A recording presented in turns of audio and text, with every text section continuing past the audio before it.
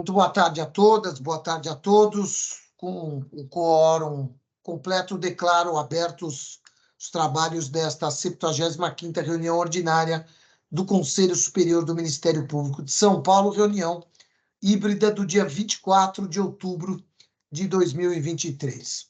Cumprimento a nossa ilustre corregedora-geral, doutora Liliana Mercadante Mortari, que é a nossa, na verdade, vice-corregedora, corregedora em exercício hoje nesta sessão. Cumprimento também a nossa secretária, doutora Tatiana Vigiane Bicuto, e cumprimento também o doutor João Machado de Araújo Neto, nosso decano, em nome de quem peço licença para cumprimentar os demais membros deste colegiado. Igualmente, cumprimento aqueles que nos assistem pela plataforma Teams, e uma saudação, claro, sempre muito especial aos nossos companheiros e às nossas companheiras de trabalho do Conselho Superior, em especial aqueles que cuidam da nossa transmissão na data de hoje. Primeiro item da nossa pauta é a ata da reunião anterior. Eu indago se há alguma observação por parte dos colegas. Em não havendo qualquer observação, então fica aprovada a ata da reunião anterior. Indago a nossa secretária, doutora Tatiana, se há algum aviso. Quero crer que haja a notícia da morte, do falecimento do doutor Oscar Melim, né, nosso querido amigo, ilustre colega, procurador de justiça, que nos deu a alegria, a honra de estar conosco aqui no Conselho Superior no biênio 2020-2022. Também foi o procurador-geral substituto nesse período, nas oportunidades em que tive que me afastar. Conduziu a Procuradoria-Geral de Justiça com a coerência, com a sabedoria de sempre, com a lealdade de sempre. Dr. Oscar Melim, que era uma brilhante cabeça do Ministério Público brasileiro, com o humor refinado, de altíssimo nível, e um parceiro muito grande aí nessa jornada ao longo destes anos. Até pouco tempo atrás estava ao nosso lado também como secretário do órgão especial do Colégio de Procuradores de Justiça. Então, mesmo sem ter a relação aqui, eu já gostaria de adiantar e pedir que pudéssemos consagrar aqui um voto de pesar pelo falecimento do nosso querido amigo, doutor Oscar Melim. Lá no velório, estive no sepultamento e, na oportunidade, pude constatar o carinho da família e de muitos amigos, colegas de Ministério Público, colegas da Pontifícia Universidade Católica de Campinas, onde ele lecionava e também fazia um curso, salvo engano, de teologia. Então, efetivamente, é um momento muito triste para nós, não é? Dentre tantos falecimentos que a gente tem visto aí nos últimos tempos, doutor Oscar Melim era muito próximo e eu queria aqui consignar, então, pedir que pudéssemos aprovar votos de pesar pelo falecimento do doutor Oscar Melim. Doutora Tatiana, a senhora deve ter a relação aí, vou lhe passar a palavra para que a senhora possa ler os votos de louvor e, eventualmente, outros votos de pesar. Infelizmente, só há votos de pesar, então, pelo falecimento do Dr. Oscar Melim, que Vossa Excelência já mencionou, também do Dr. Rodolfo Luiz Tadei Barbosa, promotor de justiça aposentado, que ocorreu no dia 21/10, o falecimento da senhora Maria Ribeiro Rosseto, mãe do Dr. Luiz Fernando Rosseto, quarto promotor de justiça de Jaú, ocorrido no dia 22/10, falecimento da senhora Montarra, não sei se é assim que se pronuncia, Abdul Rauf Saleh, mãe da doutora Karen Maslum, oitava promotora de justiça de Santana, ocorrida no dia 23, me parece que também ela é cunhada, segundo os colegas de conselho informaram, do doutor Saad Maslum. E são esses, portanto, as comunicações das quais tenho conhecimento. Votos de pesar, quer dizer, ela é mãe da doutora Karen, então cunhada do doutor Saad Aliás, eu noto que o doutor Saad não está na sessão, deve ser por isso, então. Me equivoquei no início, temos uma ausência, então, justificada e, evidentemente, os nossos votos de pesar podemos aprovar, né, colegas? Em especial também ao nosso companheiro aqui de jornada, doutor Saad Mazmum. Dito isso, podemos avançar na nossa pauta. Passamos, então, às comunicações dos ilustres membros desse colegiado. Com a palavra, o doutor Marco Antônio Ferreira Lima. Senhor Procurador-Geral de Justiça, doutor Mário Luiz Sarrubo, em nome de quem peço licença para saudar a todas e a todos presentes a essa sessão, de forma próxima ou de forma remota. Senhor Procurador-Geral, na verdade, eu gostaria de fazer a Vossa Excelência 2 pedidos. O primeiro já não é uma novidade neste Conselho e também não é uma novidade na nossa instituição. Diz respeito ao sistema ESAGE. Hoje pela manhã, assim como ontem, por todo o curso da tarde, os colegas da Procuradoria Criminal não conseguiram trabalhar. Não conseguiam ter acesso aos depoimentos, não conseguiam ter acesso aos próprios processos, prejudicando todo o andamento dos nossos serviços. Este colegiado chegou, inclusive, a solicitar uma convocação da diretoria-geral para que explicasse, junto com o CETIC, quais seriam as providências que estariam sendo tomadas nesse sentido. E o que me parece, senhor Procurador-Geral, nada ou muito pouco caminhou para que isso pudesse ser regularizado. Fica, portanto, uma solicitação minha, senhor Procurador-Geral, e posso assegurar que, em nome dos demais colegas, tanto de primeiro como de segundo grau, aproveitando, inclusive, que o Tribunal de Justiça está hoje e ontem esteve também em inspeção pelo CNJ, para que algo seja feito no sentido de que essa questão seja efetivamente vencida ou então melhorada. O segundo pedido que eu faço a Vossa Excelência é que determine que Vossa Assessoria ou que Vossa Diretoria-Geral, Vossa Excelência já fez por meio de um ofício, esclarecesse por vez a questão referente ao auxílio-acervo. Não sei por qual motivo, mas certamente houve um, dele se chamar licença compensatória. O problema é que nós já temos um outro instituto denominado licença compensatória, cujo fato gerador é absolutamente distinto. E remanesce uma dúvida: como ele será pago? Ele será pago na mesma fila, uma vez que tem o mesmo nome, fila que faço entre aspas? Será pago de forma distinta? E qual será o critério utilizado para a realização destes pagamentos? Vossa Excelência já encaminhou um ofício para a classe, todavia, essas questões não ficaram devidamente esclarecidas.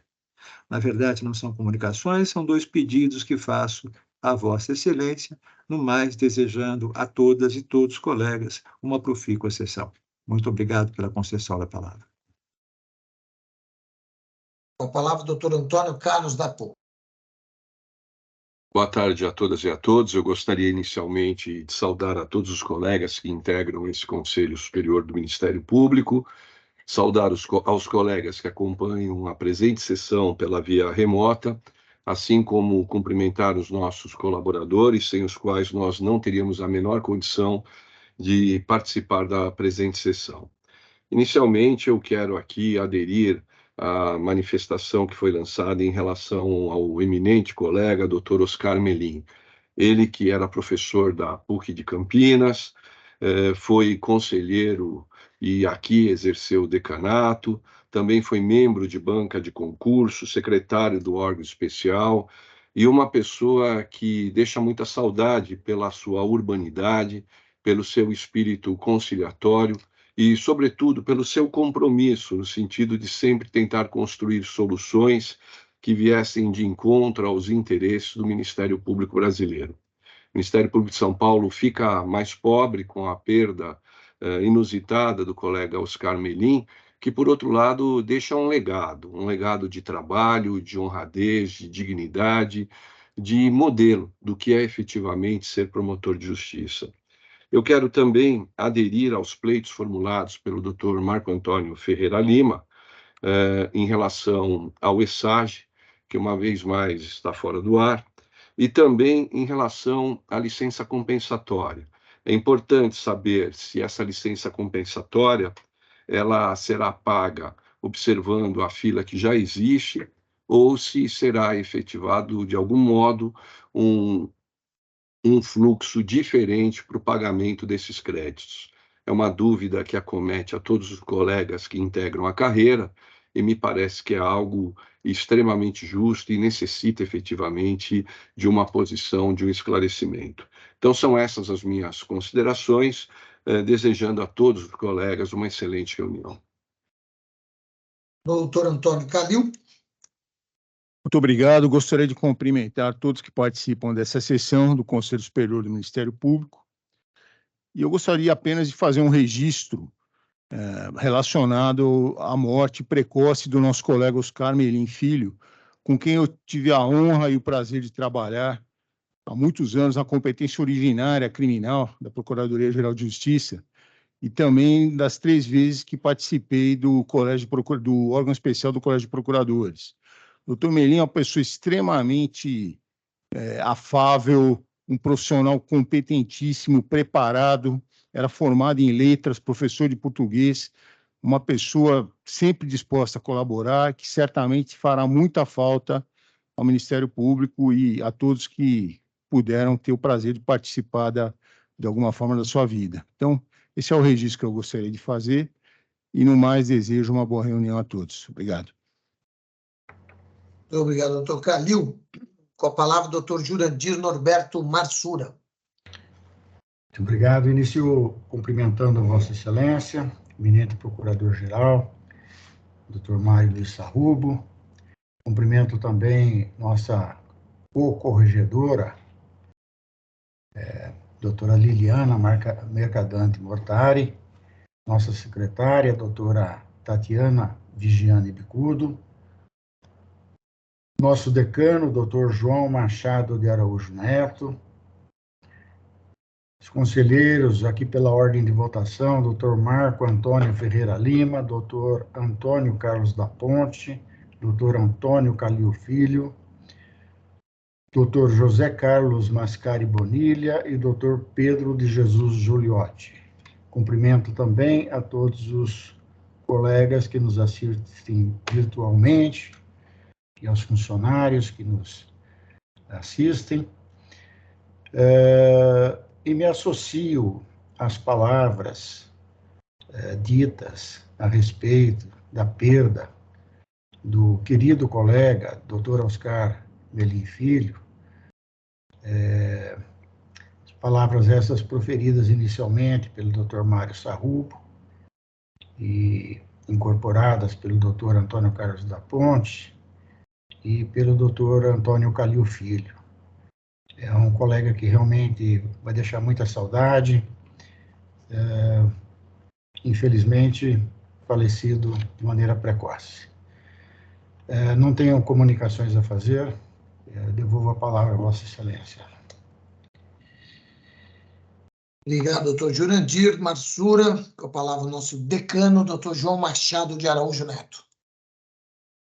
Obrigado. Saúdo inicialmente o Procurador-Geral, doutor Mário Luiz Sarrubo. Saúdo a Corregedora-Geral em Exercício, doutora Liliana Mercadante Mortari. Saúdo a senhora secretária, doutora Tatiana Vigiane Bicudo. Em nome de quem peço licença para saudar os demais integrantes desse colegiado. Saúdo os demais membros do Ministério Público que estejam acompanhando esta sessão. Saúdo também os nossos sempre dedicados servidores. Inicialmente, eu quero externar a minha imensa tristeza pelo falecimento do querido colega Oscar Melim Filho. Colega que teve uma trajetória brilhante no Ministério Público, exercendo cargos da mais alta relevância e também como professor da PUC de Campinas, professor de português, dotado de uma cultura extraordinária, pessoalmente uma pessoa de uma urbanidade, simplicidade, que somente os grandes detêm. Eu, então, queria aderir a essas manifestações anteriores dos colegas deste colegiado e desejando a todos uma ótima reunião. Obrigado. Obrigado, doutor João Machado. Doutora Tatiana Bicudo, a nossa secretária, com a palavra. Cumprimento inicialmente o senhor Procurador-Geral, doutor Mário Sarrubo, doutora Liliana Mercadante Mortari, na pessoa da Corregedoria, aqui representando a Corregedoria, nossos colegas de colegiado, doutor Calil e doutor Juliotti aqui presentes, e os nossos colegas que estão no sistema virtual, pela ordem da reunião de hoje, doutor Marco Antônio, doutor Ponte, doutor Jurandir, doutor João, doutor Bonilha. Cumprimento nossos servidores e eu também me somo aos demais nos pêsames pelo passamento do nosso querido colega Melim, que dividia esse andar conosco, uma vez que ele, como secretário do órgão especial, todas as quartas-feiras estava no prédio, sempre diligente, sempre sorridente, sempre companheiro, certamente fará falta entre nós. Também gostaria, na sequência, de parabenizar o CAU Cível do Meio Ambiente e também da Habitação e Urbanismo, nas pessoas da doutora Suzana Henriques Costa, Tatiana Serra e Marcos Vinícius Monteiro dos Santos, e também a Escola Superior do Ministério Público, na pessoa do doutor Paulo, seu diretor, e dos assessores, doutora Milene e também o doutor... Fugiu o nome. Zenon, pela excelência do seminário 27º Congresso de Meio Ambiente e 21º Congresso de Habitação e Urbanismo, que se iniciou na semana passada, na quarta-feira, encerrando na sexta-feira. Como sempre, trouxe temas palpitantes e foi muito importante a discussão na questão climática, a questão que vem assolando o estado de São Paulo e o Brasil e o mundo inteiro, e também na questão do adensamento populacional na vertente habitação e urbanismo. Parabenizo por mais esse evento, a escola e o centro de apoio, e não tenho mais comunicações a fazer, desejando a todos uma boa reunião. Obrigado, doutora Tatiana. Realmente, o Congresso do Meio Ambiente foi um encontro muito profícuo, muito importante, tratando de temas de grande relevância no campo da habitação e urbanismo e no campo ambiental. Contou com uma palestra de abertura muito boa também da nossa secretária de Meio Ambiente, doutora Natália. Enfim, eu me associo às suas palavras nos cumprimentos à nossa Escola Superior e ao Centro de Apoio Operacional de Cível e de Tutela Coletiva, em nome da doutora Suzana Henriques da Costa, Tatiana Serra e Marcos Vinícius. Realmente foi um encontro à altura de tantos outros que já tivemos na nossa instituição, no nosso Ministério Público, esse encontro de meio ambiente, que é, na verdade, uma tradição já do Ministério Público brasileiro. Muito obrigado, doutora Tatiana. Portanto, com a palavra, na sequência, doutor José Carlos Mascari Bonilha. Senhor Procurador-Geral de Justiça, doutor Mário Luiz Sarrubo, senhora Corregedora-Geral do Ministério Público em exercício, doutora Liliana Mercadante Mortari, senhora Secretária do Conselho Superior do Ministério Público, doutora Tatiana Vigiane Bicudo, demais colegas deste conselho, doutores João Machado de Araújo Neto, Jurandir Norberto Marsura, Antônio Calil Filho, Antônio Carlos da Ponte, Marco Antônio Ferreira Lima e Pedro de Jesus Juliotti, senhoras e senhores servidores e a todos os que nos acompanham presencial ou virtualmente. A todos eu quero desejar que tenhamos uma ótima tarde de trabalho. Evidentemente que me irmano a todos os que me antecederam e apresento aqui os meus votos de pesar aos familiares e amigos mais próximos de dois colegas, lamentavelmente falecidos nos últimos dias, doutores Oscar Melim Filho e Rodolfo Barbosa. Duas pessoas muito estimadas, queridas por todo mundo, mercê da sua retidão de caráter, do seu engajamento pela causa social, pela sua dedicação e apreço pelo Ministério Público. Eu tive a oportunidade de conviver no meu começo de carreira, quando andava pela região de Urupês, Catanduva, com o doutor Rodolfo, então promotor de justiça de São José do Rio Preto, e sempre foi muito querido, muito respeitado, muito estimado por toda a sociedade e pelos colegas. Rodolfo, que é irmão do nosso colega já aposentado, Nelson Barbosa, que foi promotor na minha cidade natal, Araraquara, durante muitos anos, depois se removeu para Campinas, onde se aposentou. Portanto, tenho as melhores recordações tanto do Dr. Oscar Melim quanto do Dr. Rodolfo Barbosa, e não posso deixar de registrar a minha tristeza em face dos seus passamentos. Eu gostaria, no entanto, de apresentar uma pretensão ao Procurador-Geral de Justiça, se me permite, que diz respeito à atuação do Ministério Público no processo civil. Viu-se publicada no Diário Oficial, edição de ontem, a decisão do excelentíssimo Procurador-Geral de Justiça nos autos sob número 016884-2023-826-0587, que, sob o fundamento de otimização, racionalização e celeridade, autoriza a recusa de intervenção do órgão do Ministério Público em ação indenizatória por danos morais e materiais, quando o menor estiver devidamente representado por genitor à vista da disponibilidade do interesse em litígio. Com relação aos danos morais, é importante frisar que a indenização substitui possível reparação in natura e representa, além de compensação, uma proteção a direitos da personalidade, de titularidade do incapaz, nos termos do que preconizam os artigos 12, combinado com 953 e 954 do Código Civil. Os direitos da personalidade são indisponíveis com fundamento no artigo 11 do Código Civil, ao contemplar que, com exceção dos casos previstos em lei, os direitos da personalidade são intransmissíveis e irrenunciáveis, não podendo o seu exercício sofrer limitação voluntária. Os direitos da personalidade encontram suas raízes no princípio da dignidade da pessoa humana, presente no inciso 3 do artigo 1º da Constituição Federal.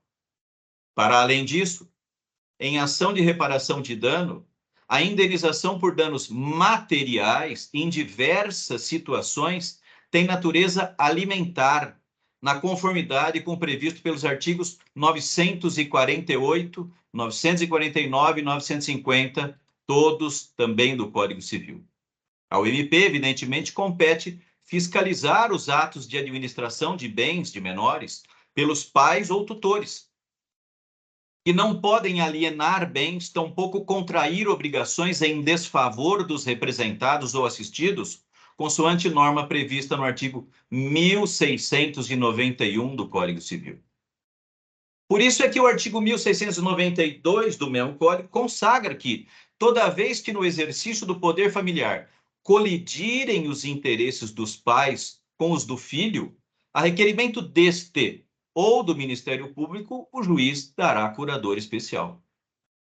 Frisa-se que diversos são os dispositivos nos quais a lei expressamente contempla a indisponibilidade dos direitos patrimoniais, quer sejam creditícios, quer sejam reais, de titularidade da pessoa menor, fixando-lhes especial proteção. Quando se trata de direito patrimonial, o próprio Código Civil preconiza o usufruto e a administração dos bens dos filhos menores e o faz a partir do artigo 1689, E nesses artigos todos, se consagra a indisponibilidade dos direitos patrimoniais de personalidade dos litisconsortes menores. Assim também, os bens da pessoa maior e incapaz, a quem a lei confere caráter de indisponibilidade a seus interesses patrimoniais. O direito de propriedade do incapaz, o que abrange seu direito de crédito, também é indisponível, segundo dispõem os artigos 1781 a 1783 do Código de Processo Civil e diz respeito a bens e créditos dos curatelados. Faz-se imperioso ressaltar que, segundo a Constituição Federal, o direito de propriedade tem natureza de direito fundamental, haja vista a norma prevista no artigo 5º, 22. A Constituição Federal também garante, como direito fundamental, o direito à indenização por dano patrimonial ou dano extrapatrimonial, em face de violação a direito à livre expressão, imagem, intimidade, honra, vida privada, entre outros direitos de personalidade, conforme previsto pelo artigo 5º, incisos 5 e 10 da Constituição. Os direitos patrimoniais de titularidade de pessoa menor ou incapaz são derivados do seu direito fundamental à propriedade privada. E são também fundamentais de primeira geração os direitos de personalidade e o direito à indenização em caso de violação. Como consequência, a mitigação ou supressão da intervenção do Ministério Público no processo civil, em que se discute o gozo ou o exercício de tais direitos por pessoa menor, representa uma diminuição na garantia processual a direitos fundamentais assegurados a sujeito de direito que o ordenamento jurídico presume vulnerável, a ponto de, para sua própria proteção, não lhe outorgar plena capacidade civil. Cabe aqui, por oportuna, a lembrança do princípio de proibição do retrocesso social. Penso perigoso, para dizer o mínimo, evocar-se a celeridade como motivo para a não intervenção do Ministério Público. Esse fundamento pode render ensejo a que se reduza grandemente o espaço de atuação do MP, sempre decorrente de previsão constitucional e legal, em nome de uma alegada, aspas, rapidez na ultimação dos autos do processo. Não se pode admitir o urgente, deixando-se de lado o que é importante. Igualmente, entendo que a busca pela racionalização e otimização não pode abrir terreno para a recusa de atuação, em especial quando se está diante dos superiores interesses de pessoa menor. O caminho da racionalização e otimização tem diminuído o campo de atuação do MP sem que haja correspondente previsão legal. Aliás, muitas vezes, até mesmo em colidência com a normatização vigente no plano federal, do que resulta, não raras vezes, aumento da área de atuação para outras instituições. A necessidade de intervenção do Ministério Público advém primariamente da idade da parte. Isso basta. O seu interesse ou o seu direito não pode servir para afastar a atuação do Ministério Público, já que a indisponibilidade decorre da idade. Suponha-se, como exemplo, que o menor seja autor de uma ação indenizatória julgada procedente. O demandado, num acordo, oferece ao menor um imóvel. O MP não precisa se manifestar numa eventual alienação do bem em caso de subrogação de vínculo? Afinal, o MP não atuou na ação de conhecimento condenatória, porque deveria atuar na defesa do patrimônio do menor no cumprimento de sentença. A prevalecer essa decisão da PGJ, com todas as vênias, o MP deixará de atuar como determina a lei na defesa patrimonial do menor. Não me parece que, em razão de casos de atraso e ou cancelamento de voos que afetam os menores que viajam para a Disney, seja possível abrir-se espaço para a recusa de intervenção, posto que isso arrosta a legislação, como acima se procurou demonstrar. Postulo, respeitosamente, em razão do que expus, haja uma releitura do tema da decisão de Vossa Excelência, senhor Procurador-Geral, e mesmo do enunciado PGJ, restabelecendo-se a atuação do Ministério Público, inadmitindo-se a sua recusa sempre que em demanda se verificar a presença de menor de idade em face de seus indisponíveis direitos. Era essa a razão da minha intervenção. Eu agradeço enormemente a oportunidade e lhe devolvo a palavra, senhor presidente, desejando que tenhamos uma ótima continuidade de trabalhos. Muito obrigado. Doutor Pedro de Jesus Giuliotti, com a palavra. Na pessoa do excelentíssimo senhor Procurador-Geral de Justiça, saúdo todos os membros desse egrégio conselho, saúdo os colegas e as colegas que nos assistem e nossos valorosos funcionários, sem os quais essa reunião não se realizaria. Adiro aos votos de pesar pelo falecimento dos nossos estimados colegas Oscar, Merlin e Rodolfo.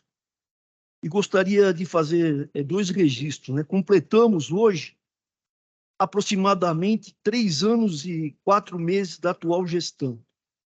E, como eu disse, gostaria de fazer 2 registros. Primeiro, ainda não há notícias de nenhum ato concreto de democratização da instituição. Quando falo em democratização, estou me referindo à possibilidade de promotores e promotoras de justiça poderem galgar cargos da administração superior. Segundo, na mesma linha do que foi dito pelo conselheiro Marco Antônio, e ora reitero, o ESAGE e o SAGE continuam apresentando problemas, dificultando sobremaneira o trabalho de promotores e procuradores de justiça. Além das inúmeras e constantes indisponibilidades, aliás, consta que esteve fora de ar no final de semana, e neste momento também está fora do ar. Além de todas essas inconsistências, surgiu um novo problema na Procuradoria Criminal, como já foi dito pelo conselheiro Marco Antônio. Os procuradores de justiça não estão obtendo acesso às mídias com as gravações dos depoimentos das testemunhas. Ou seja, o MP, o Ministério Público, não está tendo acesso às provas orais no processo, o que é extremamente grave. Se Vossa Excelência consultar o grupo de WhatsApp da Procuradoria Criminal, do qual também faz parte, confirmará o problema que o doutor Marco relatou, que eu estou reiterando, noticiado por inúmeros colegas. Por isso, respeitosamente, solicito a Vossa Excelência que mantenha contato com urgência com o Tribunal de Justiça, expondo esse grave problema, para que sejam tomadas as devidas providências e o Ministério Público, de segunda instância, volte a ter acesso às provas do processo criminal. No mais, desejo uma boa tarde e uma boa reunião a todos.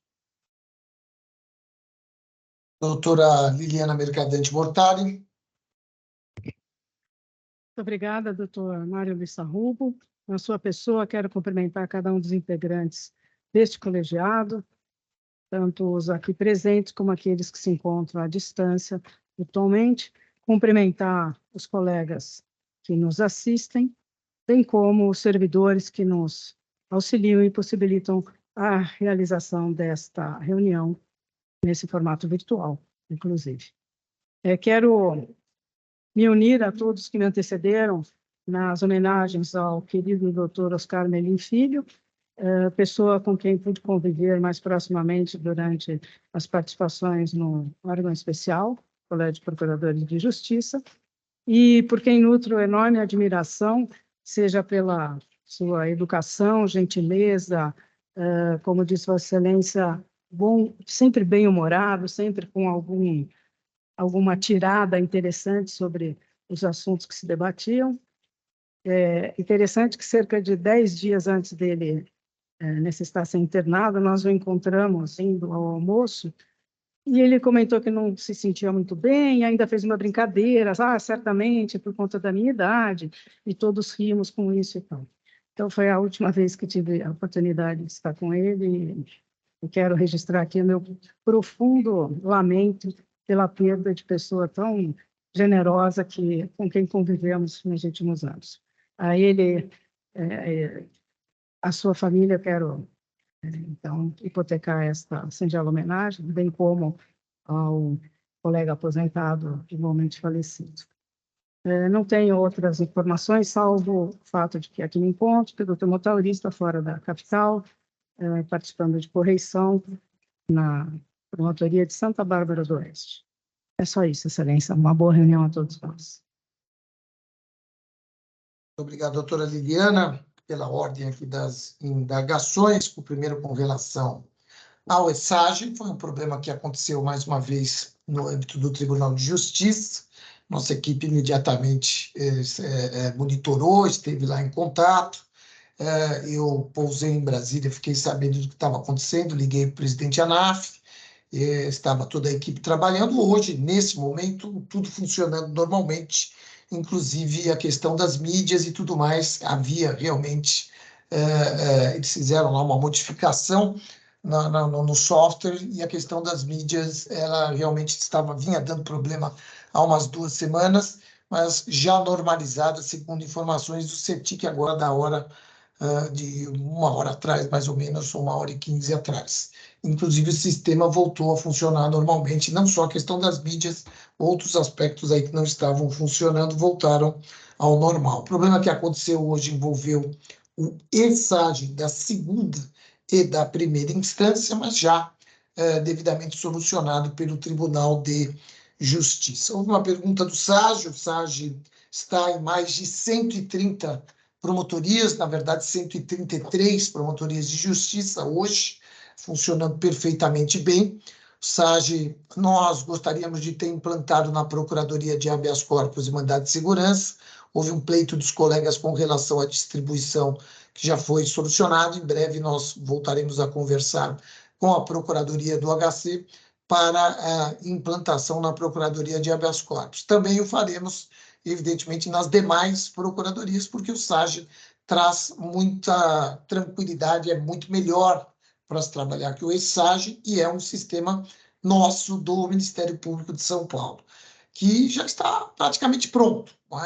Nós estamos, evidentemente, convidando os colegas a aderirem neste momento, testando ao máximo, porque sabemos dos problemas que o ESAGE tem trazido para cada um dos colegas, e não queremos que o SAGE seja um novo problema. Então, estamos calibrando ao máximo, insisto, hoje 133 ou 134 promotorias já funcionando. Tomamos a cautela, trouxemos agora para o gabinete da Procuradoria-Geral de Justiça, na jurídica, para que a gente possa ter ali, no próprio gabinete, a visão do SAGE, poder também calibrar para que, quando virarmos a chave para os colegas, ele esteja funcionando muito bem e não traga nenhuma dificuldade. Portanto, o SAGE é uma realidade, não tem volta, ele é bom, tem funcionado muito bem. Inclusive, hoje, o SAGE não teve nenhum problema, funcionou perfeitamente, ao contrário do ESAGE, que apresentava alguns problemas. Com relação ao auxílio-acervo, foi comunicado com muita tranquilidade, ele passou a vigorar a partir de 1º de setembro, para ser pago a primeira oportunidade, o mês de setembro, será pago no mês de dezembro. Nos ofícios mensais, a gente está informamos recentemente, os pedidos que podem ser feitos a partir agora do mês de novembro, para o pagamento a partir do mês de dezembro. O pagamento, como todos já sabem, é a título de licença compensatória. Nós optamos, como vários outros ministérios públicos, para transformar a licença compensatória, para transformar o auxílio-acervo, o benefício, em licença compensatória. Entendemos que esse era o melhor caminho, era a melhor maneira de atender as demandas do Ministério Público de São Paulo, que já conta com gratificação por acumulação de cargo e tudo mais. Então, transformando em licença compensatória, isso é mais adequado para a gestão da nossa instituição, e assim o fizemos.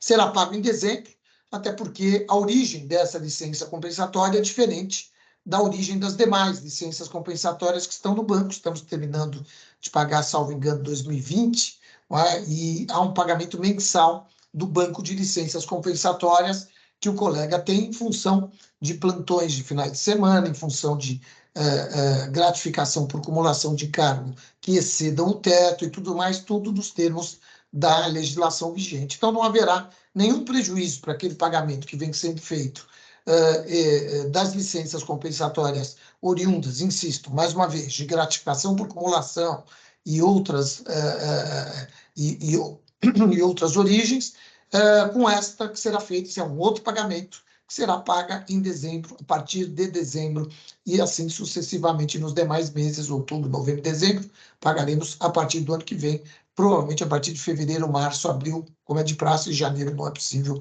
por conta da execução orçamentária. Por fim, com relação à fala do ilustre conselheiro doutor Bonilha, eu diria apenas o seguinte: a nossa decisão ela tem a ver com um diálogo que foi feito com a classe, no sentido de que precisávamos, em alguns aspectos, racionalizar as nossas atividades no cível, mas tomamos a cautela de fazer essa racionalização sem mexer com direitos fundamentais. Não é? Eu invoco aqui a súmula número 165 da PGJ, que diz o seguinte: que morte de genitor, indenização menor em ação de indenização em razão da morte do genitor movida por menor com pedido de pagamento de valores para o custeio do sustento, é obrigatória a intervenção do Ministério Público, pois envolve direito fundamental do incapaz. Na sua essência, a resolução e todas as súmulas e o pensamento da Procuradoria-Geral de Justiça, após, diga-se, debate com vários e vários colegas, notadamente da primeira instância, que estão aí assoberbados com questões atinentes à área criminal, à área da improbidade administrativa, à área da infância, e que vem, na verdade, muitas vezes, numa ação meramente patrimonial, não é? Do menor, que está devidamente assistido pelo pai ou pelos pais, não é? Pelos genitores, a desnecessidade de intervenção, lembrando que a nossa visão é apenas e tão somente para ações patrimoniais e que não envolvam direitos fundamentais, como imagem, honra e tudo mais. Também a súmula 150,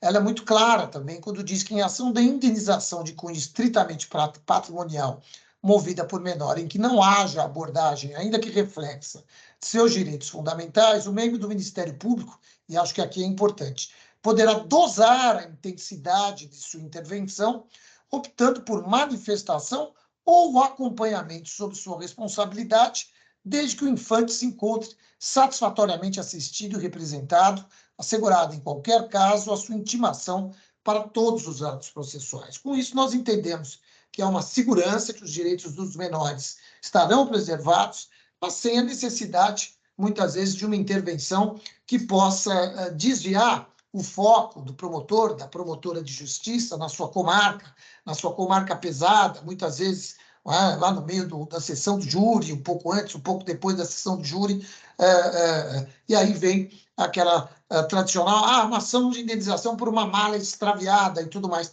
É importante, nós não estamos dizendo que não vamos ser intimados, vamos contrariar a lei, apenas pedimos que seja dosada essa intervenção, no sentido de que a gente possa racionalizar e priorizar aquilo que é mais importante para a sociedade. Valendo dizer ainda que tudo que nós estamos colocando aqui, que nós colocamos nas súmulas, nas resoluções e tudo mais, é facultativo, ou seja, fica a critério do promotor ou da promotora de justiça, e o mais importante é essa dosagem, é esse bom senso em avaliar aqui tem um interesse ou aqui do menor ou aqui não tem o interesse do menor, ele perdeu uma mala aí, como bem disse o procurador, o conselheiro Bonilha, uma mala da Disney, etc. e tal, do avião extraviou, os pais entram em nome do menor, aí, de fato, quero crer, não seja a hipótese do Ministério Público gastar a sua energia, né, num país com tantas dificuldades, com tanta criminalidade, com tantos casos de corrupção que precisam ter uma atenção específica do membro do Ministério Público, acho que não é o caso dele gastar a sua energia com esse tipo de caso. Por isso, nós conferimos, então, o quê? A facultatividade. Vejam, somos intimados, fiscalizamos a representação, se o interesse do menor está sendo efetivamente tratado, de maneira que, quero crer, agradeço a colocação do ilustre conselheiro, respeito a discordância, sempre muito bem fundamentada, mas nós, por hora, vamos manter essa posição, até porque é posição muito discutida, não só no âmbito do gabinete, mas também com inúmeros colegas que militam na área e até mesmo chegaram a nos pedir esse tipo de atuação. Com relação, faltou aqui um último aspecto, que é a questão da democracia. Nós continuamos com o nosso projeto, estamos terminando, faltam apenas 2 regiões serem atendidas, estamos aguardando, já vou até anunciar aqui, aguardando 2 confirmações de procuradores gerais, promotores de justiça, que virão falar em 2 regiões aqui do estado de São Paulo, Procurador-Geral do Mato Grosso, Alexandre Magno, Procurador-Geral do Tocantins, Luciano Casarotti, que são promotores de justiça. Com isso, nós encerraremos um projeto que nos propusemos, e enviaremos um projeto consistente na nossa visão, na nossa modesta visão, um projeto que vem aqui do seio da classe, que foi, na medida em que a cada reunião que fazemos, os colegas são instados a se manifestarem sobre o tema, aqueles que lá estão, virtual ou presencialmente, eles se manifestam sobre o tema, inclusive calibrando questões de idade e tudo mais, tempo de carreira, as questões que são importantes de serem discutidas até que se apresente um projeto. Aliás, doutor Pedro Girotti, sentimos a sua falta, fizemos uma reunião recentemente com o doutor César Matar, no grupo, aqui na capital da Escola Superior, no prédio da Riachuelo, num dia em que teve Conselho Superior. Eu esperava ver o doutor Girotti lá, que sempre pleiteia aqui pela democracia, esperava que um amigo lá estivesse. Mas, enfim, não contamos com sua presença, mas foi uma belíssima reunião. César Matar, presidente do Conselho Nacional de Procuradores Gerais de Justiça, promotor de justiça, Procurador-Geral de Justiça do Pará. Dito isto, pois não, doutor Pedro de Jesus Giuliotti. É só para esclarecer, o senhor vai elaborar um projeto e vai encaminhar diretamente para a Assembleia Legislativa, é isso? Não, de jeito nenhum. Vou respeitar as regras da casa, vou encaminhar para o órgão especial do Colégio de Procuradores de Justiça, onde lá haveremos de debater um projeto que venha do seio da classe e que eu tenho a firme convicção, onde poderemos aprovar, aperfeiçoar, porque nem sempre a Procuradoria-Geral acerta, e sairmos juntos, irmanados, para a Assembleia, com um projeto que possa efetivamente mudar essa realidade. Dito isto, colegas, podemos passar para a sessão administrativa. O primeiro item da nossa pauta da sessão administrativa é a fixação de critérios, aviso número 230/2023, de 5 de setembro de 2023, em trânsito final, com a palavra a nossa ilustre secretária, querida amiga, doutora Tatiana Bicudo. Pois não. Manifestação de interesse, aviso 230/23 do Conselho Superior do Ministério Público, de 5 de setembro de 23. Senhores conselheiros, instaurou-se o expediente para análise da manifestação de interesse formulado pelos promotores de justiça em razão do aviso 230/23, publicado nos diários oficiais dos dias 6 e 11 de setembro de 2023, que propõem os cargos abaixo listados, classificados em instância final para definição de sua forma de provimento entre promoção e a remoção. Se consideram, no mais das vezes, as expectativas de carreira daqueles que se manifestaram interessados no cargo, equacionando entre tais expectativas o confronto entre o tempo de cargo para os que pretendem remoção e o tempo de entrância para os que pretendem promoção, para, ao final, concluir que a pretensão daquele que espera por mais tempo pelo cargo em concurso vincula o ato de sua efetiva abertura ao certame. E da análise do rol dos que manifestaram interesse no provimento de tais cargos, verifica-se que, aplicada a equação acima proposta, deverão ser providos da seguinte forma: entrância final Primeiro Promotor Regional do Meio Ambiente Tietê / Sorocaba, Primeiro Promotor Regional do Meio Ambiente do Vale do Ribeira e Segundo Promotor Regional do Meio Ambiente do Vale do Ribeira, todos por remoção, posto que não houve candidatos inscritos aos cargos pelo critério de promoção. Primeiro Promotor de Justiça de Ribeirão Preto, promoção, posto que o promotor de justiça que fixou o critério, Dr. Fábio Roberto Rossi Constantino, primeiro promotor de justiça de Bebedouro, na entrância desde 2 de março de 2003, tem expectativa mais antiga que o manifestante por remoção, Eliseu José Beraldo Gonçalves, nono promotor de justiça de Ribeirão Preto, no cargo desde 1º de novembro de 2023. Primeiro promotor de justiça regional de direitos sociais de Sorocaba, remoção, posto que o promotor de justiça que se manifestou por esse critério, Dr. José Roberto de Paula Barreira, quarto promotor de justiça de Itapetininga, no cargo desde 1º de novembro de 2003, tem expectativa mais antiga que o manifestante por promoção, doutora Ana Laura Ribeiro Teixeira Martins, quarta promotora de justiça de Santa Cruz do Rio Pardo, na entrância desde 1º de agosto de 2021. Segundo promotor de justiça regional dos direitos sociais de Sorocaba, remoção, posto que o promotor de justiça que se manifestou por esse critério, Dr. Marcelo Silva Cassola, quarto promotor de justiça de Cotia, no cargo desde 1º de março de 2019, tem expectativa mais antiga que a manifestante por promoção, doutora Ana Laura Ribeira Teixeira Martins, quarta promotora de justiça de Santa Cruz do Rio Pardo, na entrância desde 1º de agosto de 2021. Primeiro promotor de justiça dos direitos sociais do Vale do Paraíba e segundo promotor de justiça dos direitos sociais do Vale do Paraíba. Remoção, posto que não houve candidatos inscritos ao critério por promoção.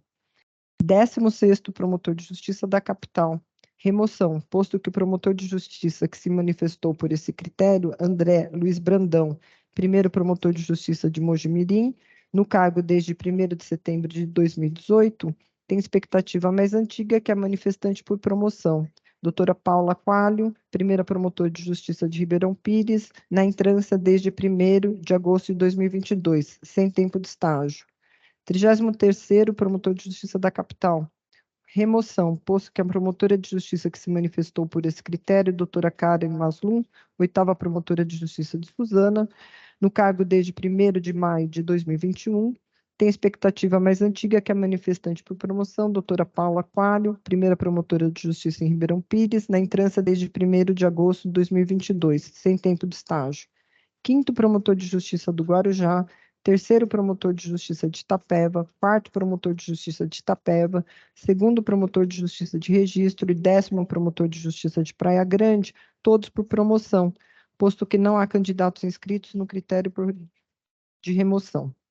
Sexto promotor de justiça de Americana, remoção, uma vez que o doutor Rafael Magalhães Abrantes Pinheiro, quinto promotor de justiça da Justiça Militar, no cargo desde 1º de fevereiro de 2021, tem expectativa mais antiga que a manifestante por promoção, doutora Ana Laura Ribeiro Teixeira Martins, quarta promotora de justiça de Santa Cruz do Rio Pardo, na entrância desde 1º de agosto de 21.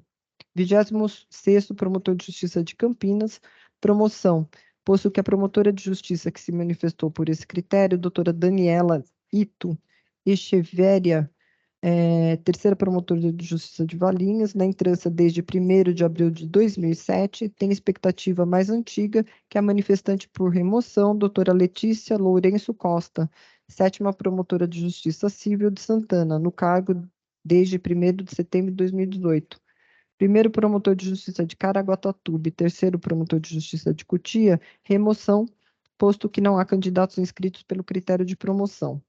Quarto promotor de justiça de Diadema, promoção, posto que de acordo com os critérios de desempate estabelecidos na ADI 7298/São Paulo, a promotora de justiça que manifestou interesse por esse critério, doutora Ana Laura Ribeiro Teixeira Martins, quarta promotora de justiça de Santa Cruz do Rio Pardo, nascida em 27 de dezembro de 1986, tem expectativa mais antiga que o manifestante por remoção, doutor João Otávio Bernardes Recupero, sexto promotor de justiça de Diadema, nascido em 17 de junho de 1988. 5º promotor de justiça de Embu das Artes, remoção, posto que não há candidatos inscritos pelo critério de promoção. 1º promotor de justiça de Guaratinguetá, promoção, posto que não há candidatos inscritos pelo critério de remoção. 4º promotor de justiça de Itanhaém, promoção, posto que não há candidatos inscritos ao cargo, posto que não há candidatos inscritos ao cargo. 2º promotor de justiça de Itaquaquecetuba, remoção, posto que o promotor de justiça que se manifestou por esse critério, Dr. Lucas Damasceno de Lima, 1º promotor de justiça de Itaquaquecetuba, no cargo desde 1º de agosto de 2019, tem expectativa mais antiga que o manifestante por promoção, Dr. Tiago Antônio de Barros Santos, 5º promotor de justiça de Ubatuba, na entrância desde 1º de abril de 22, sem tempo de estágio.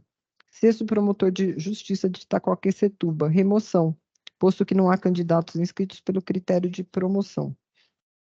2º promotor de justiça de Itu, remoção, posto que a promotora de justiça que se manifestou por esse critério, doutora Luciana Vieira da Lacqua Vinci, 12ª promotora de justiça de São Bernardo do Campo, no cargo desde 1º de abril de 2018, tem expectativa mais antiga que o manifestante por promoção, Dr. Fábio Aparecido Guasque, 2º promotor de justiça de Franco da Rocha, na entrância desde 1º de março de 2019.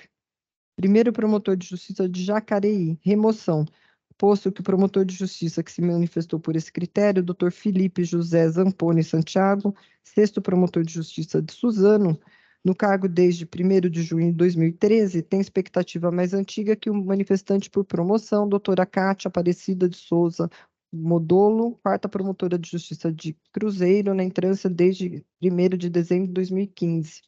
18º promotor de justiça de Osasco, promoção, posto que o promotor de justiça que se manifestou por tal critério está na entrância desde 1º de maio de 2023, tem expectativa mais antiga que por remoção, no cargo desde 1º de agosto de 2023, ambos sem tempo de estágio. 14º promotor de justiça de Piracicaba, promoção, posto que o promotor de justiça que se manifestou por esse critério, Dr. Tiago Fernando Souza Campos, 1º promotor de justiça de Boituva, na entrância desde 1º de fevereiro de 2015, tem expectativa mais antiga que o manifestante por remoção, Dr. Richard Gantos Encinas, 15º promotor de justiça de São Bernardo do Campo, no cargo desde 1º de maio de 2021. 10º promotor de justiça de Santo André, remoção, posto que o promotor de justiça que manifestou por esse critério, Dr. João Henrique Ferreira Poser, 9º promotor de justiça de Mauá, no cargo desde 1º de março de 2019, tem expectativa mais antiga que a manifestante por promoção, doutora Marina França Faria Pestana, 2ª promotora de justiça de Embu Guaçu, na entrância desde 1º de agosto de 2022, sem tempo de estágio. 18º promotor de Santo André, promoção, posto que o promotor de justiça que se manifestou por esse critério, Paulo Figueiredo Silva, 2º promotor de Ribeirão Pires, na entrância desde 1º de maio de 2019, tem expectativa mais antiga que o manifestante por remoção, Dr. Igor Volpato Bedoni, 1º promotor de justiça de Suzano, no cargo desde 1º de outubro de 2021. 2º promotor de São João da Boa Vista, promoção, posto que não há candidatos inscritos por remoção. 7º promotor de justiça de Suzano, remoção, posto que não há candidatos inscritos por promoção. 12º promotor de justiça de Taubaté, promoção, posto que o promotor de justiça que se manifestou por esse critério, Dr. Tiago Oliveira Prates da Fonseca, 1º promotor de justiça de Caçapava, encontra-se na entrância desde 1º de maio de 2010 e tem expectativa mais antiga que o manifestante por remoção, Dr. Frederico Augusto Neves Araújo, 7º promotor de justiça de Taubaté, no cargo desde 1º de maio de 2011. 6º promotor de justiça da capital, 14º promotor de justiça da capital, 15º promotor de justiça da capital e 40º promotor de justiça da capital, todos por remoção, posto que a promotora de justiça que manifestou-se por esse critério tem expectativa mais antiga que o manifestante por remoção, no cargo desde 1º de agosto de 2023, ambos sem tempo de estágio. 11º promotor de justiça de Santos, remoção, posto que a promotora de justiça que se manifestou por esse critério, Ana Carolina Fuliaro Bittencourt, 13ª Promotora de Justiça de Santo André, no cargo desde 1º de setembro de 2012, tem expectativa mais antiga que a manifestante por promoção, Dr. Landolfo Andrade de Souza, 2º Promotor de Justiça Auxiliar de Santos, na entrância desde 1º de junho de 2013. 14º Promotor de Justiça de Santos, remoção. Posto que o promotor de justiça que se manifestou por esse critério, Dr. Alessandro Bruschi, 4º Promotor de Justiça de Praia Grande, no cargo desde 1º de março de 2013, tem expectativa mais antiga que o manifestante por promoção, Dr. Landolfo Andrade de Souza, 2º Promotor de Justiça Auxiliar de Santos, na entrância desde 1º de junho de 2013. 12º Promotor de Justiça de São José do Rio Preto, promoção. Posto que o promotor de justiça que se manifestou por esse critério, Dr. Orival Marques Freitas Júnior, 3º Promotor de Justiça de Jales, na entrância desde 1º de maio de 2014, tem expectativa mais antiga que o manifestante por remoção, Dr. João Paulo Gabriel de Souza, 2º Promotor de Justiça de Barretos, no cargo desde 1º de agosto de 2019. 17º Promotor de Justiça de São José do Rio Preto, promoção, posto que o promotor de justiça que manifestou interesse por esse critério, Dr. Kleber Takashi Murakawa, 5º Promotor de Justiça de Votuporanga, na entrância desde 2 de dezembro de 2006, tem expectativa mais antiga que o manifestante por remoção, Dr. Paulo Gabriel de Souza, 2º Promotor de Justiça de Barretos, no cargo desde 1º de agosto de 2019. Essa é a manifestação da Comissão de Movimentação na Carreira.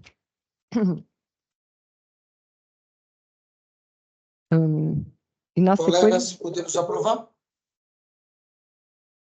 Ok. Aprovado, então, cumprimentando a doutora Tatiana e os colegas da Comissão de Movimentação de Carreira. Doutora Tatiana, ainda com um bom fôlego, vejo que a senhora continua nadando, hein, doutora Tatiana, porque teve que ler bastante por aí. Item número 2 da nossa pauta, processo C29. Pois não, doutora Tatiana? É que na sequência, que não está aqui na pauta, mas na sequência é o edital de abertura dos cargos. Uma única observação que nós da Comissão de Movimentação nos reunimos em relação ao cargo, o 12º PJ de Taubaté. O que houve? Depois que nós abrimos o edital para fixação de interesse, chegou por parte da Secretaria Executiva da Procuradoria-Geral de Justiça um comunicado de que no Tribunal de Justiça há um expediente para a extinção da 2ª Vara de Execuções Criminais de Taubaté, que, se for efetivado, implicará na extinção das atribuições desse cargo.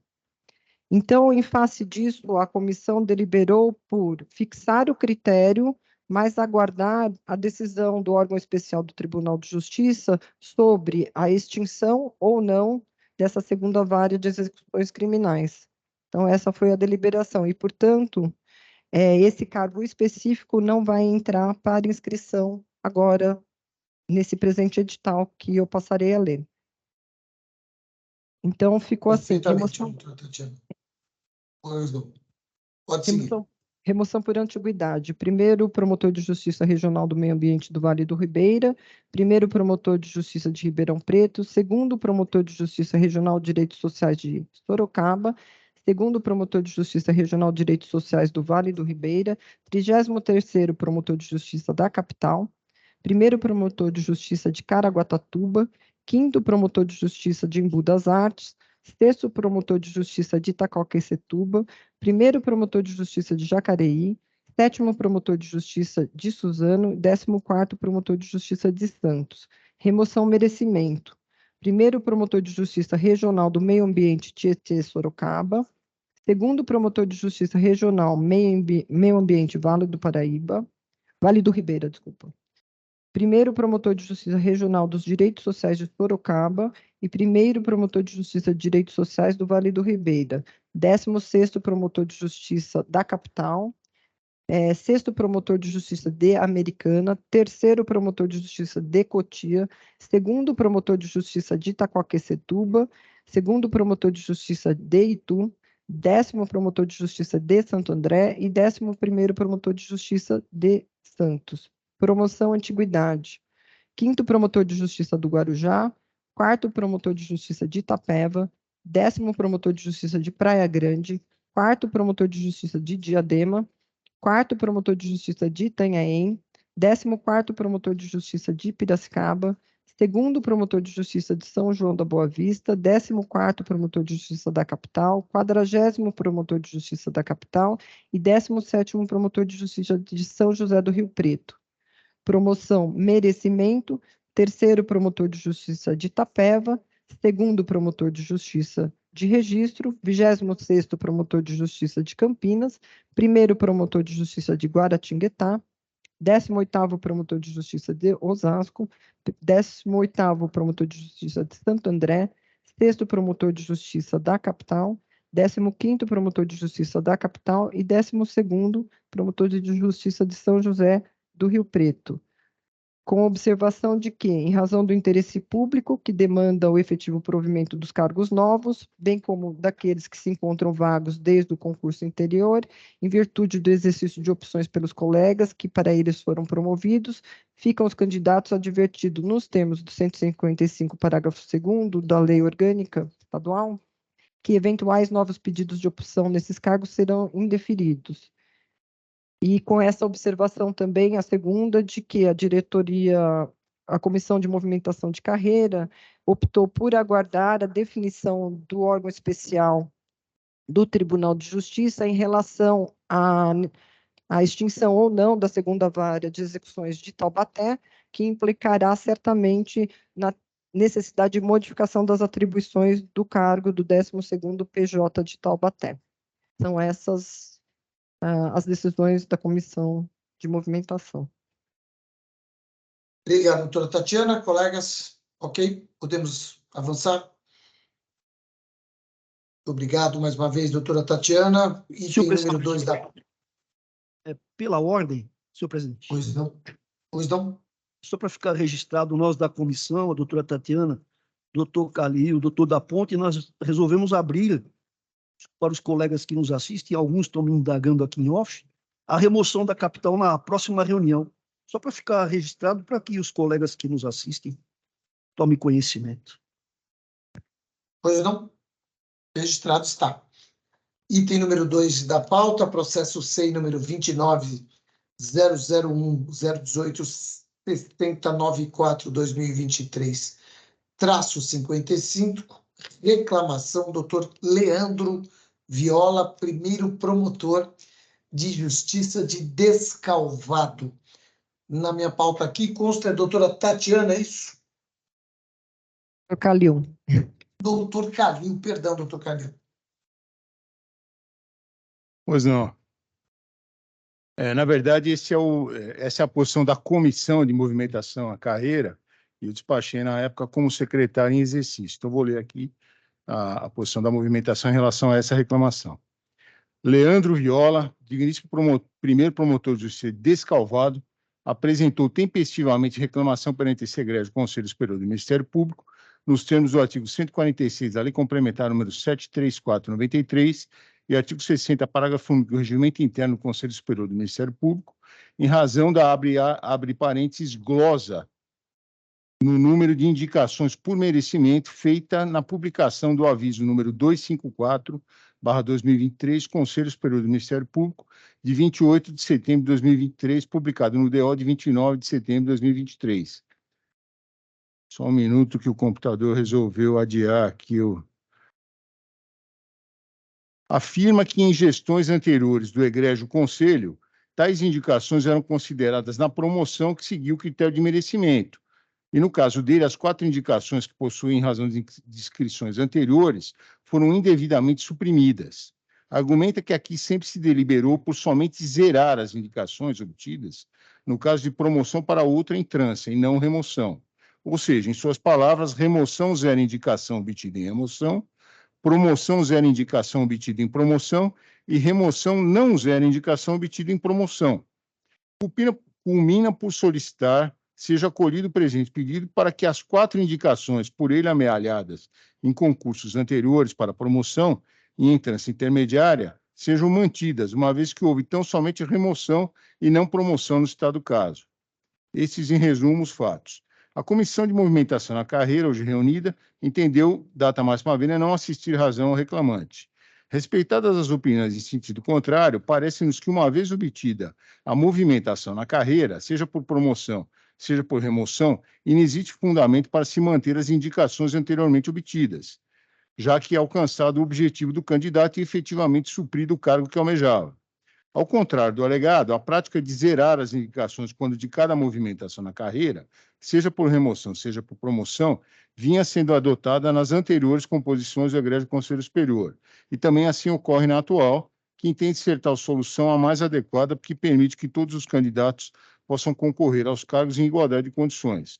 O fato de não existir disposição expressa a respeito de tal tema na Lei Orgânica Estadual do Ministério Público ou no regimento interno desse Egrégio Conselho, recomenda a edição de assento a esse respeito, visando conferir segurança jurídica aos membros interessados na movimentação da carreira.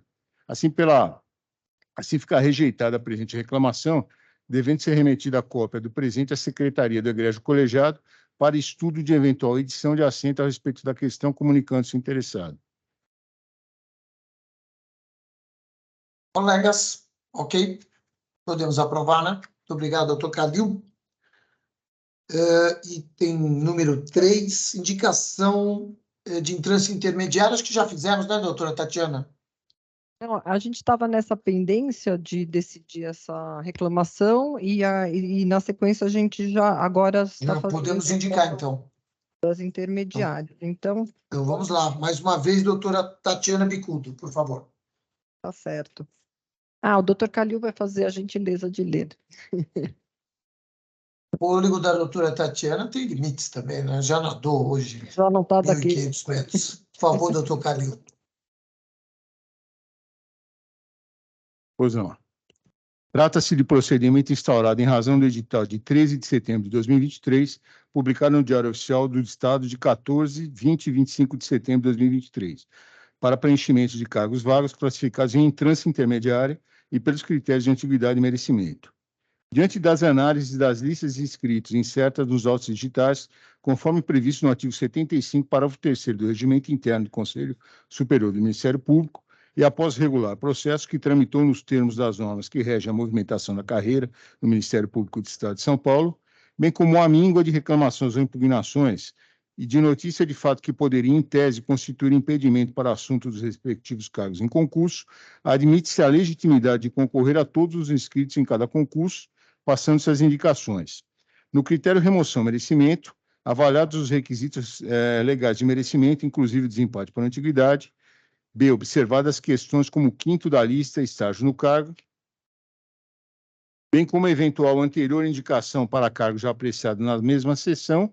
E C, verificada a necessidade de inclusão em cada lista de concorrentes que apresentem as mesmas condições para o certame. Compõem-se as respectivas listas.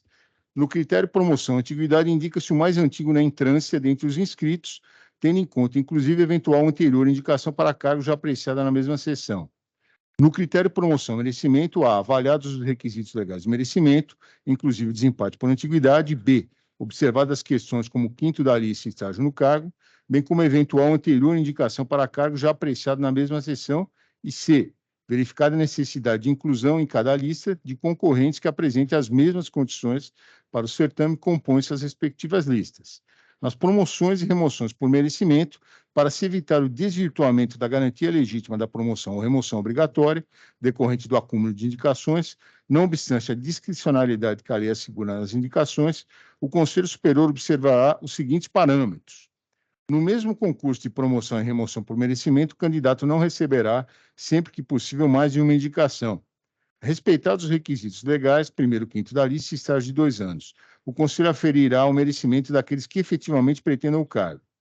Considerada a hipótese anterior e havendo necessidade de se completar a lista tríplice e existindo candidatos que se encontrem nas mesmas condições objetivas, o Conselho aferirá o merecimento preferencialmente, 1, em relação aos candidatos que não tenham indicação anterior, observada a ordem de antiguidade entre eles. 2, se tiverem mais de uma indicação consecutiva ou alternadas pela ordem da última indicação recebida.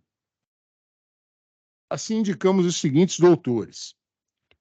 Entrância intermediária, remoção merecimento, primeiro promotor de justiça de Campo Limpo Paulista, Dr. Daniel Augusto Cavalaro, 5º promotor de justiça de Franco da Rocha, único candidato com tempo de estágio.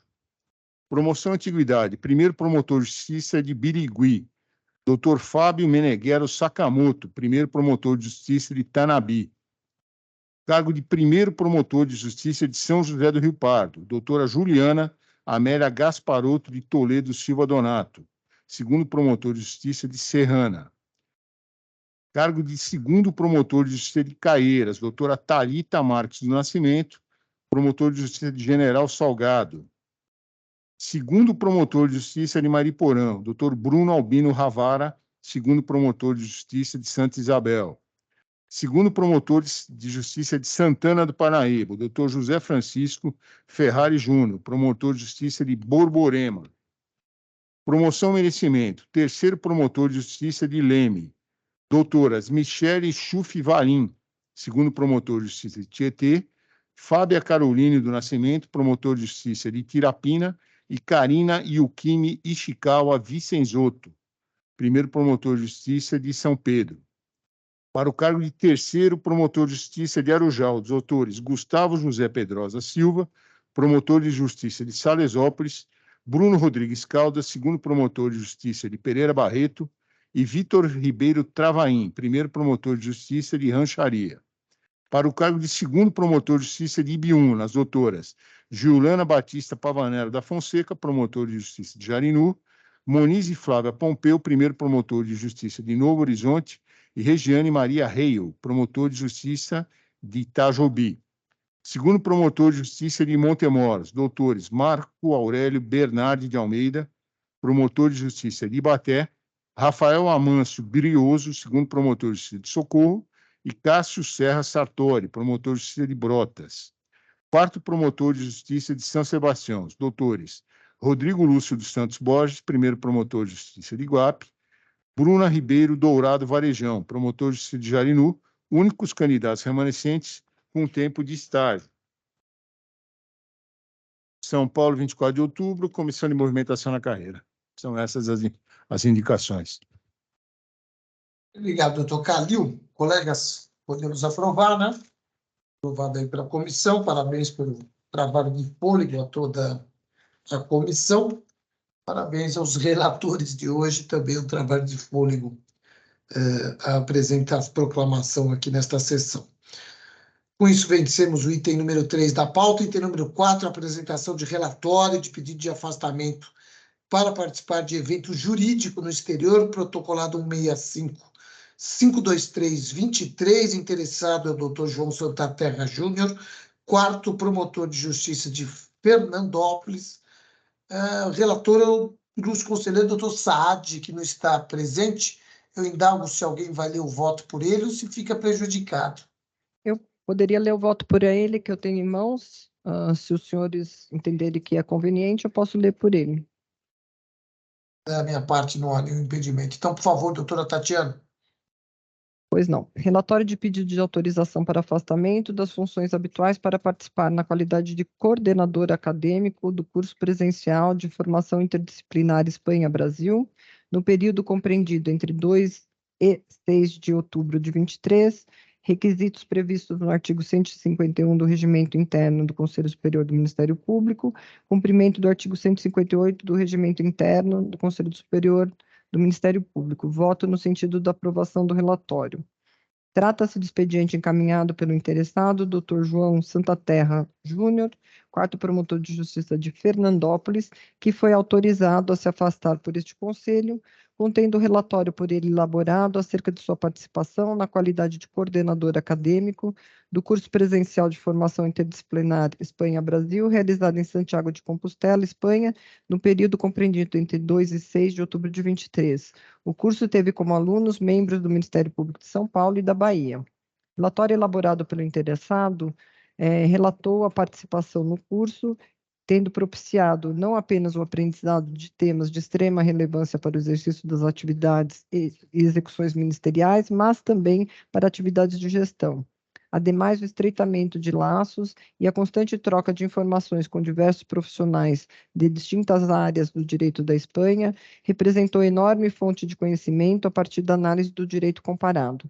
Relatou que, durante o período em que esteve afastado, houve exposições por integrantes das Forças de Segurança e Inteligência da Espanha e de Portugal sobre a forma pelo qual os pedidos de cooperação jurídica internacional entre os países da América do Sul e Espanha são feitos, estendendo-se a comparação à União Europeia, espaço Schengen, e o comparativo como a União Europeia faz, tendo o interessado também feito uma explanação acerca dos órgãos que compõem as Forças de Segurança e Inteligência da Espanha, com profissionais da área do direito constitucional, sobre como o progresso tecnológico e os direitos fundamentais se relacionam, do passado para os dias de hoje e como resolver eventuais lacunas.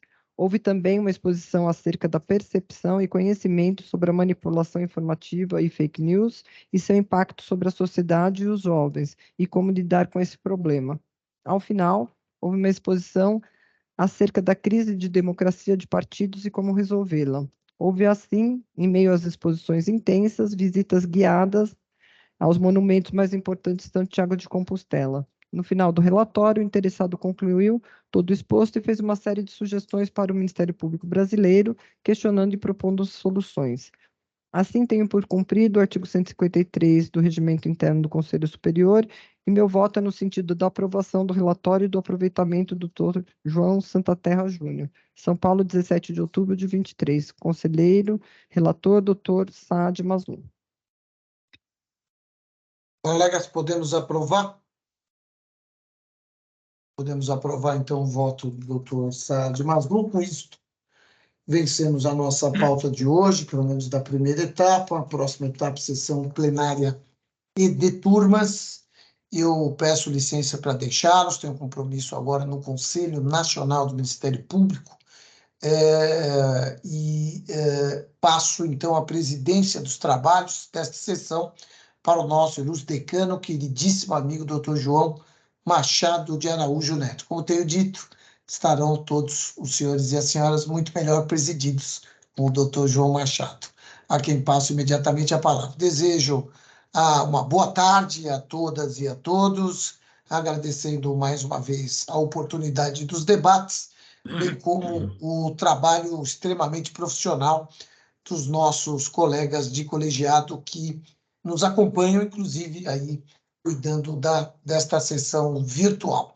Uma boa segunda metade desta tarde, uma boa segunda metade da semana, com muita saúde, muitas alegrias a todas e a todos. Muitíssimo obrigado, boa tarde. Com a palavra o nosso ilustre decano, doutor João Machado.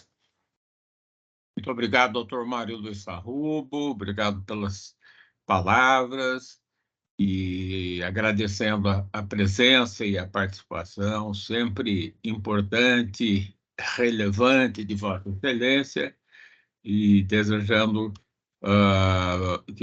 êxito nos compromissos junto ao Conselho Nacional do Ministério Público. Doutor João Machado, eu igualmente me despeço de todos aqui, mas continuo no gabinete à disposição se houver alguma necessidade de participação. Uma boa continuidade de reunião a todos e boa semana. Muito obrigado, doutora Liliana Mercadante Mortari, cuja presença sempre nos honra e abrilhanta as nossas sessões. Muito obrigado pela extraordinária e importante presença e participação de Vossa Excelência. Obrigada, boa tarde.